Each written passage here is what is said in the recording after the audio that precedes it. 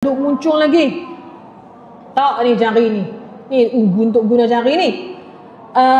Ba, ta, sa, ja, ha, kha. Siapa yang rasa macam kha? Yang tu tak kena. Duk kucuk-kucuk bibir apa jari sendiri tu buat apa? Kan? Siti Khamisah jangan duk main kapibara tu. Okey? Kha, kha, kha.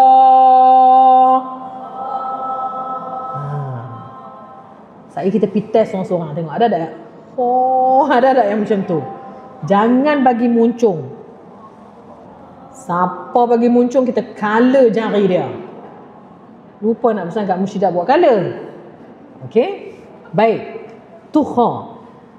Kha, dal, zal, ra. Pergi ke huruf yang nombor 11. Huruf ra. Sama juga. Cik tulis kat situ RAA. Kalau tak ada cikgu, tak ada teacher, tak ada ustazah, kita akan baca ra. Ra. Ra. Apa baca gitu? Tak boleh. Bila ada guru, guru akan bagi tahu. Ra. Jangan muncung. Jangan muncung dan jangan bulatkan ra.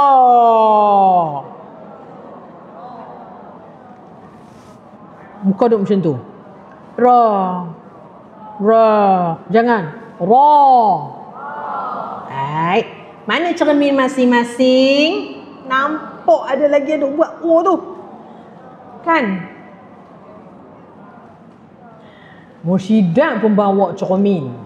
Ibu bawa cermin tak? Cuba tunjuk kat kawan-kawan mulut.